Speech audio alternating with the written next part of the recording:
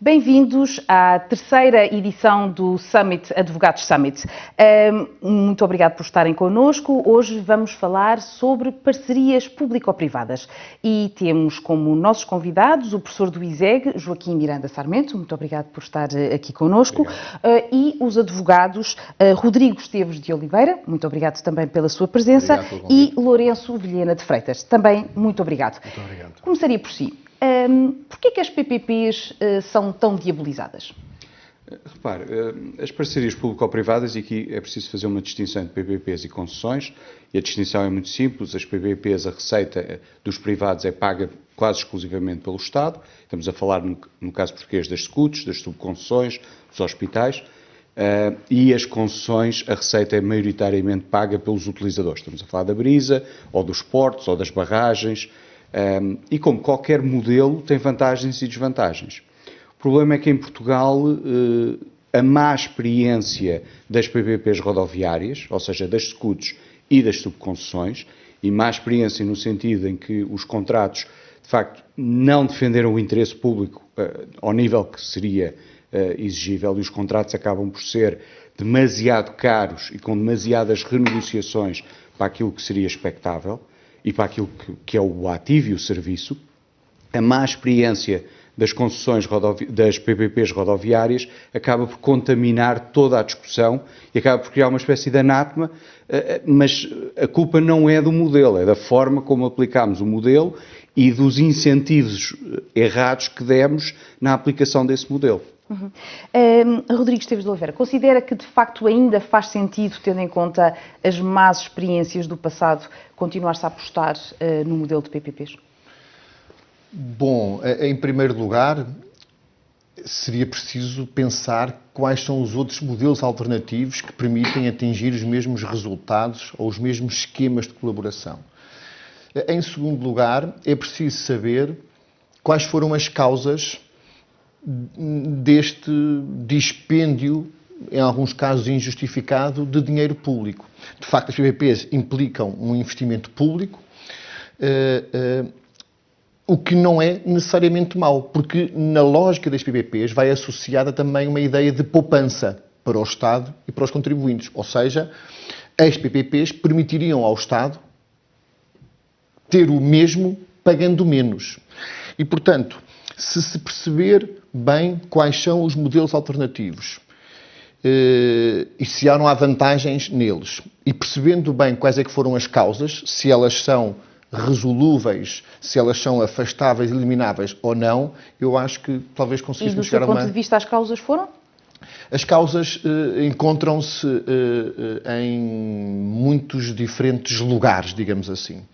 Em primeiro lugar, havia até um artigo engraçado sobre isso que falava em passive waste e active waste. Ou seja, há casos em que há algum desmazelo, alguma falta de rigor do lado público que implica depois que o modelo jurídico, económico e financeiro do contrato não seja o melhor para o lado público, com todas as desvantagens que isso traz.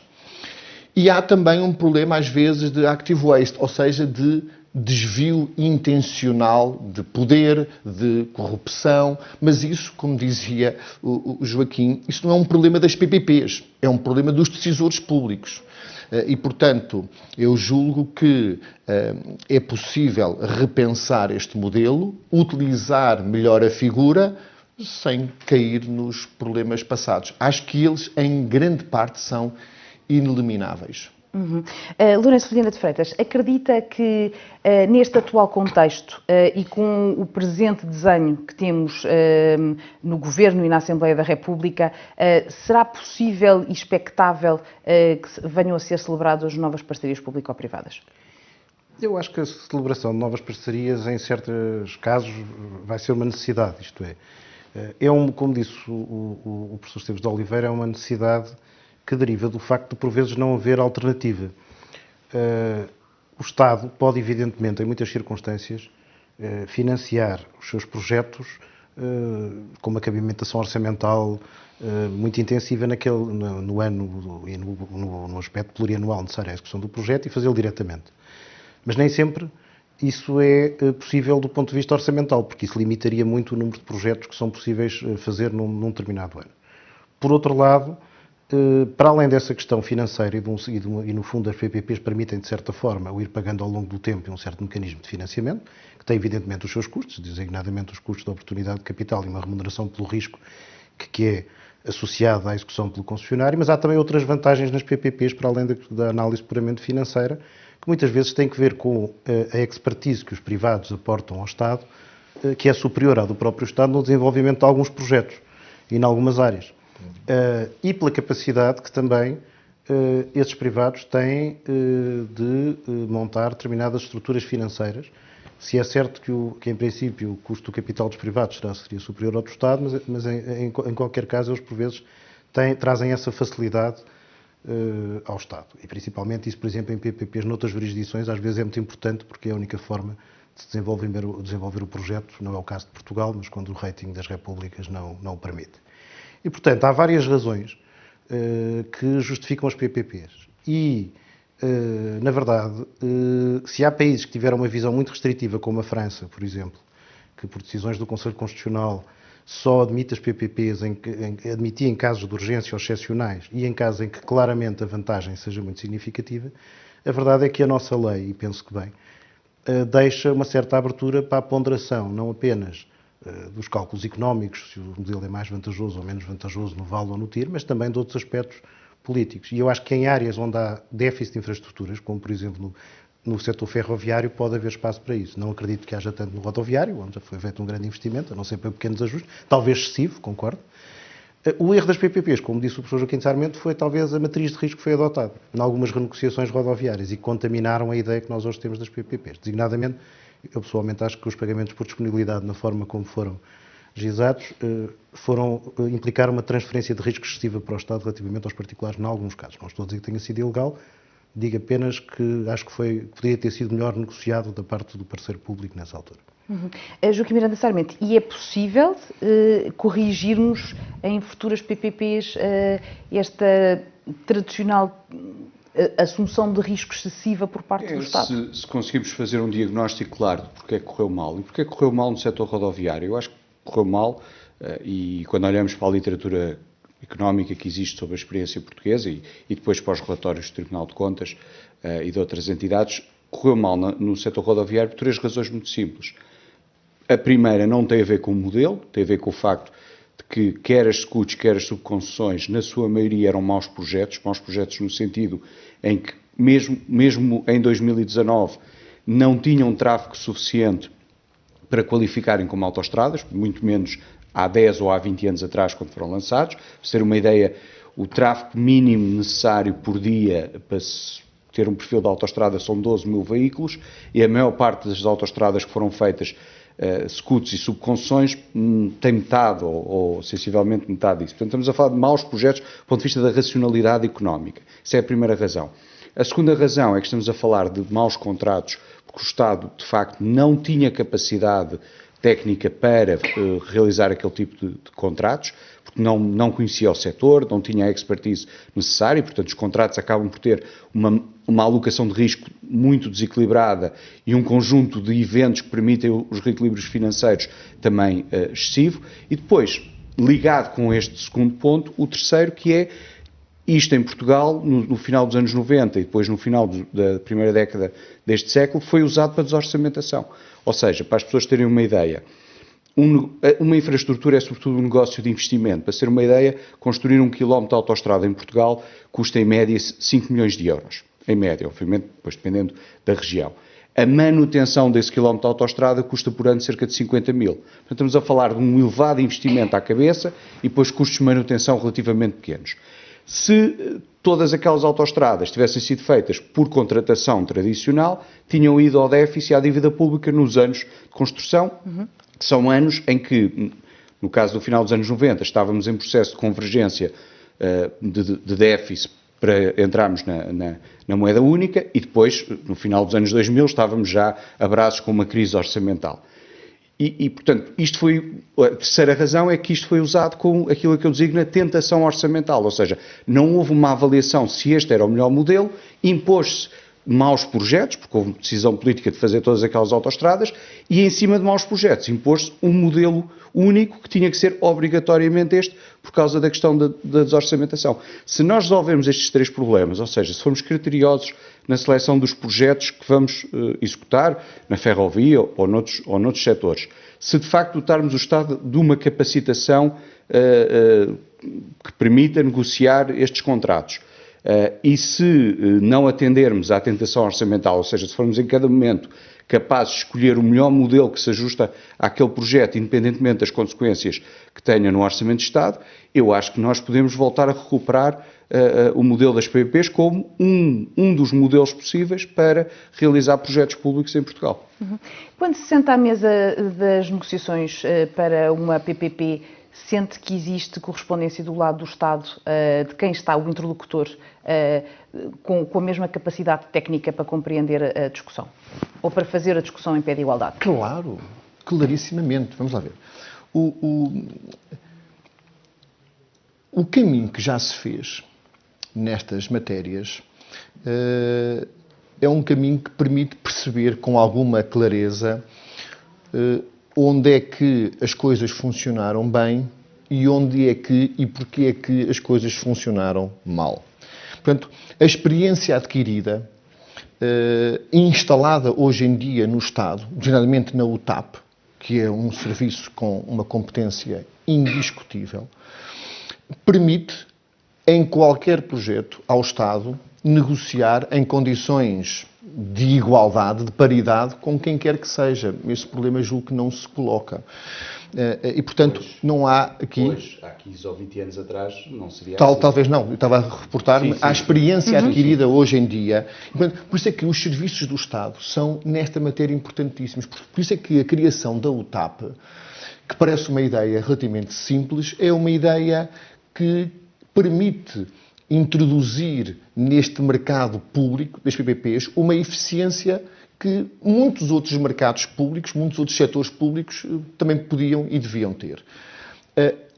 Porque, uma razão muito simples, o Estado, enfim, nós dedicamos-nos muito ao estudo dessas matérias, o Estado costuma pôr o melhor de si, ou costumava pôr o melhor de si, na parte da contratação pública, certo? No lançamento do concurso e na escolha da melhor proposta.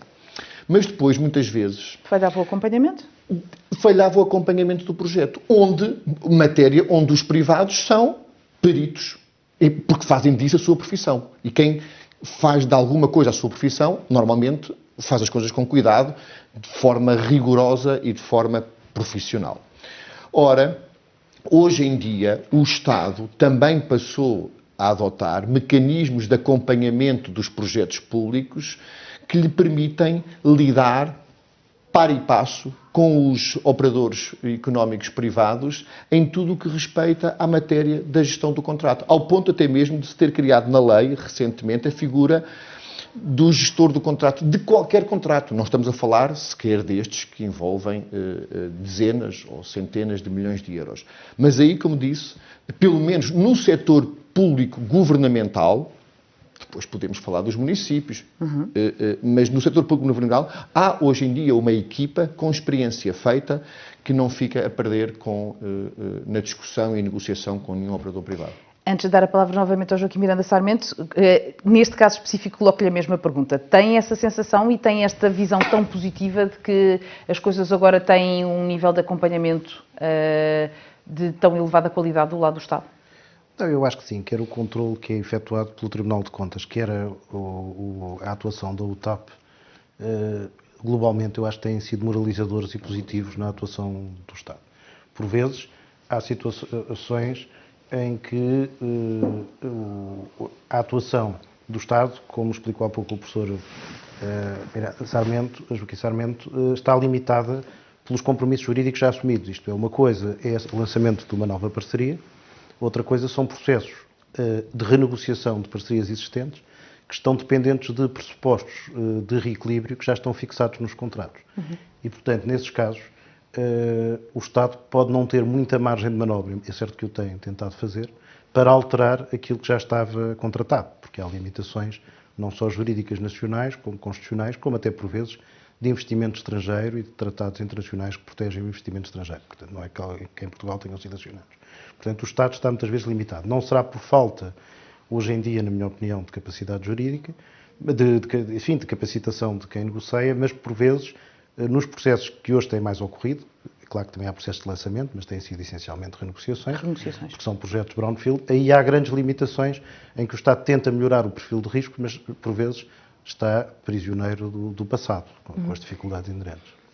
Pois, eu ia dizer duas coisas. A primeira é esta, que o TAP só foi criado em 2012, foi uma imposição da Troika, e, portanto, tudo o que está para trás está, e os ativos estão construídos. Portanto, pode-se tentar poupar, e fez-se isso durante a Troika, e conseguiu-se poupar cerca de 200 milhões de euros por ano, mas o ativo está construído e, como eu expliquei, o ativo é sobretudo investimento e pouca manutenção.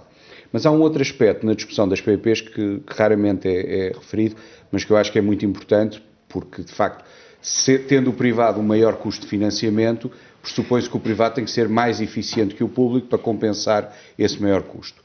E, normalmente, um argumento que eu vejo e que eu acho que não é correto é de que as empreitadas de obras públicas costumam correr mal. Ou seja, normalmente há aquela ideia, porque, enfim, o cão morder o homem não é notícia, mas o homem morder o cão é notícia, de que quando o Estado faz uma empreitada de obra pública, vamos sempre buscar aqueles exemplos que correram mal. Em que a obra derrapa. Em que a obra derrapa 100% ou 150%, o metro ali no Terreiro do Paço, ou a ponte em Coimbra, mas há já alguma literatura económica, alguns artigos publicados internacionalmente com bases de dados portuguesas do Tribunal de Contas, e com 4.300 observações de projetos públicos em contratação tradicional entre meados dos anos 80 e 2016, o desvio médio ponderado desses projetos é inferior a 10%. Portanto, por regra, e o grosso dos desvios está entre 0% e 15%. Portanto, por regra, a contratação tradicional não tem desvios de 50% ou 100%, como normalmente se cria a ideia. Pode-me dizer, mas essa base de dados, 4.300 projetos, tem muitos projetos pequeninos e aqui estamos a falar de grandes projetos. O problema é que quando introduzida uma variável para controlar a dimensão do projeto, ela não é significativa. Portanto, a evidência que existe é que a contratação tradicional em Portugal, e que melhorou muito de 2008 para cá, com a introdução do Código dos Contratos Públicos, não é muito ineficiente e, portanto, isso torna o trabalho do setor privado ainda mais exigente, mas existe esta ideia de que as obras públicas derrapam sempre 50% ou 100%, o que não é verdade. E também está no capítulo da viabilização por onde começamos esta nossa conversa.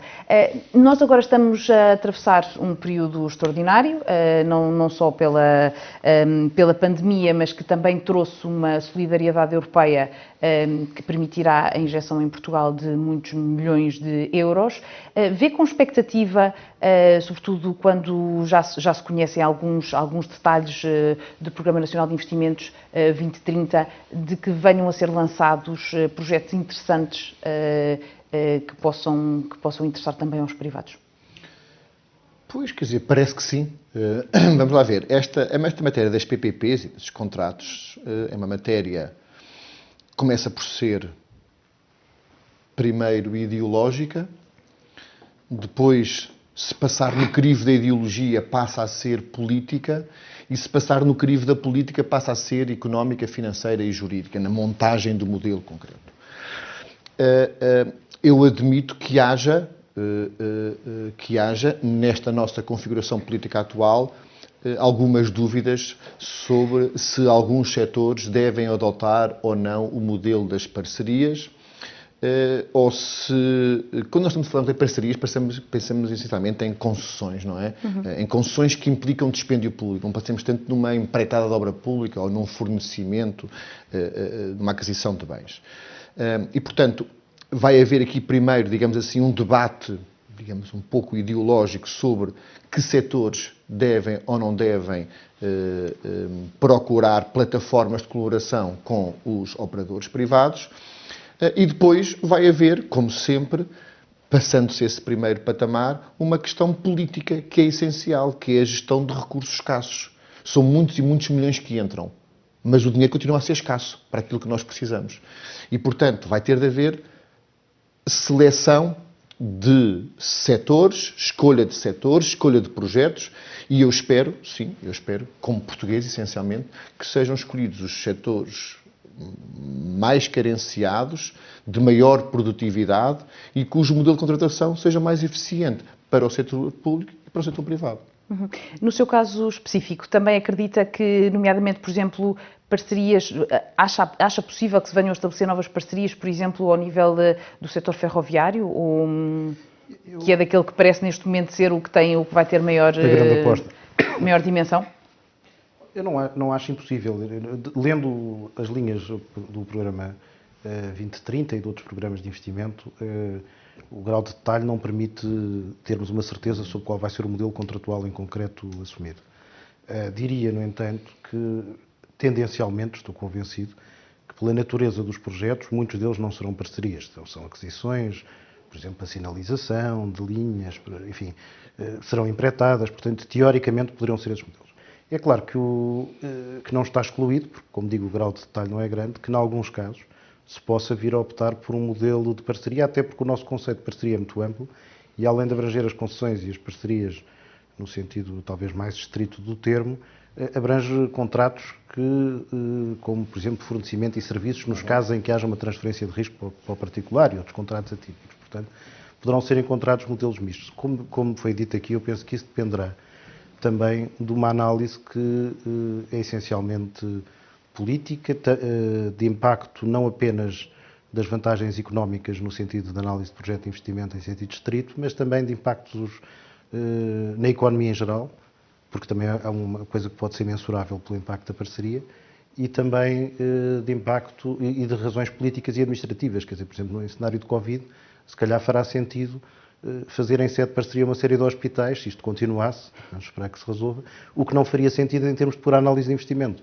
Portanto, pode haver, eu diria que há sempre um triplo juízo que se pode sobrepor ao juízo económico. E, aliás, há países que até exigem, por exemplo, em França, existe a separação destes três juízos: a análise de investimento, a análise do impacto económico e social do projeto e depois, finalmente, a análise político-jurídico-administrativa da decisão.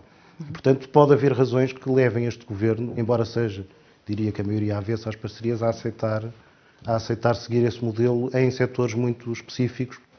Como digo, o móvel é sempre a grande carência. Não é? Tendo em conta que o Bloco de Esquerda condicionou a aprovação de lei de bases da saúde a deixar-se cair ou proibir-se a realização de novas parcerias público-privadas neste setor, não se augura de nada de muito expectante neste cenário. Não, porque nós fazemos as coisas Embora ao contrário. Cascais tenha depois, entretanto, avançado. Encontra-se ali uma forma airosa daquela parceria encaixada. Nós fazemos as coisas ao contrário. Nós devíamos olhar para os problemas sem baias e pensar, ok, para este problema, que soluções existem e qual é a mais eficiente? E depois escolher essa solução. Seja contratação tradicional, seja PPP, seja concessão, seja outro modelo com diferentes arranjos. Nós olhamos primeiro para o problema com as baias ideológicas e depois é que vamos à procura da solução. Repare, eu tenho, enfim, poucas dúvidas que a linha ferroviária Lisboa-Porto não possa ser rentável e não possa haver um investidor privado interessado em operá-la. Mas dizia-me um membro do Governo na semana passada, mas com a geringonça à esquerda isso é impensável de fazer. Para todos os estudos que foram feitos pelo Tribunal de Contas, pela Entidade Reguladora de Saúde, pela UTAP, pelos meus colegas da Católica, Miguel Gouveia e Ricardo Ferreira Reis, não há um único estudo sério e credível sobre PPPs na saúde que não diga que elas não geraram value for money. Ou seja, todos os estudos são unânimes em concluir que as PPPs na saúde, os 4 hospitais que foram feitos, geraram valor para o Estado. Ou seja, o Estado poupou dinheiro com aqueles 4 hospitais. E porquê? Exatamente porque são as 3 razões opostas que eu referi às autoestradas. São bons projetos, porque 3 deles foram simplesmente hospitais de substituição. O Estado tinha e tem um know-how de gestão e construção de hospitais como ninguém tem em Portugal, e depois não há um problema de orçamentação, porque aqui é ao contrário. Aqui são negócios de custos operacionais, de custos com o serviço médico, a infraestrutura é relativamente barata. O custo de construir um hospital versus o custo dos serviços médicos que esse hospital vai prestar é 1 ano e meio, ou seja, ao fim de 1 ano e meio o custo de prestação dos serviços médicos já é igual ao custo de construção do edifício. E, portanto, não havendo, ou melhor, havendo todas as evidências que as PPPs na saúde foram um modelo que funcionaram, nós das duas uma, ou estamos a deixar que a má experiência das autoestradas contamine a discussão na saúde, e aí, peço desculpa, mas não estamos a ser inteligentes, ou então, de facto, temos um bias ideológico, ou existe um bias ideológico neste momento que está no poder, e que se recusa a ver a evidência de que aquelas 4 PPPs pouparam dinheiro ao Estado e, portanto, cumpriram a sua função. Nós também tivemos um revés, por assim dizer, no Parlamento, quando se criou uma maioria negativa para inverter aquilo que o Governo tinha decidido relativamente às parcerias público-privadas. O que é que lhe pareceram as alterações que se tinha tentado introduzir com o novo regime de PPPs? Bom, aliás, estava agora a ler o mote deste summit, que era a nova lei das PPPs, maior flexibilidade, ou assim uma coisa. O que é que significa maior flexibilidade? Se maior flexibilidade significa maior facilitismo, bom, é coisa que não deve entrar no edifício das PPPs com os perigos todos que existem. Se flexibilidade significa ou menor rigor ou menor transparência, pois também não. E, portanto, a ideia de tornar muito flexível a contratação de um modelo que envolve, por definição da lei, envolve alto dispêndio público, é sempre matéria para ver com as máximas cautelas e os máximos cuidados. Eu não tive a oportunidade de olhar para cada uma dessas alterações. Primeiro, percebo que haja leis que merecem ser revistas, mesmo que depois isso não conduza a uma alteração efetiva, mas que devem ser revistas, reponderadas, para ver se as coisas estão bem feitas ou não. E parece-me que, neste caso, o Governo tinha tomado, digamos assim, 3 ou 4 opções de fundo. Primeiro, queria pôr a decisão das PPPs nas mãos do Conselho de Ministros. Por enquanto, as PPPs continuam a ser uma decisão do Ministro das Finanças e, digamos assim, do Ministro da pasta do setor. Isso introduz, eventualmente, uma maior complicação, mas a verdade é que eu admito que, do ponto de vista político, as coisas não se alterem muito, porque não imagino que a Conselho de Ministros, se houver uma posição séria do Ministro das Finanças, a parceria possa avançar. Até porque a parceria depende de uma proposta que tem de ser da iniciativa do Ministro das Finanças e do Ministro do Setor, na nova lei que, entretanto, depois surgiu. Onde me parece que o Governo terá eventualmente arriscado um pouco demais foi justamente nos pressupostos do lançamento de uma parceria. Até agora, se formos olhar para o artigo 6º da lei que está atualmente em vigor, encontram-se lá 5 ou 6 ou 7 exigências formais de fundo e agora essas diferentes alíneas passaram a ser apenas um número onde se fala nos estudos de análise económico-financeira que ninguém sabe muito bem em que é que se traduzem. Ora, e diz depois, queria dizer-se no número 1, que esses pressupostos das PPPs deveriam ser decididos caso a caso em resolução do Conselho de Ministros. Os partidos do Parlamento viram nisso, talvez, não uma flexibilização, mas uma facilitação e barraram. E, portanto, eu continuo a achar que a lei das PPPs deve ser reanalisada, mas percebo que, possivelmente, as alterações podiam ter sido mais bem diferentes, de outra forma. Sustentáveis. Acha que havia aqui um risco, de facto, de haver um excesso de flexibilização e de perda de controle por parte do Estado? Eu concordo com o professor Esteves de Oliveira neste aspecto. Acho que a lei das PP, a lei que chegou, aliás, segundo o Tribunal de Contas, porque a questão era duvidosa a estar em vigor durante um período entre 2019 até ao fim da apreciação parlamentar, criava esta possibilidade do Governo de qualificar os contratos que entendia por resolução, o que dava uma grande margem de manobra na definição do que eram PPPs, por outro lado também na definição dos próprios critérios dos PPPs, acho que e além disso tinha a limitação da lei interpretativa que excluía os municípios e as regiões autónomas. Eu acho que esta é uma excessiva latitude e que o que se deve fazer em revisão da lei é reforçar os critérios, clarificando-os. A todos, muitíssimo obrigado pela vossa presença, foi um prazer estar convosco e também consigo, foi um prazer, até à próxima. Obrigado.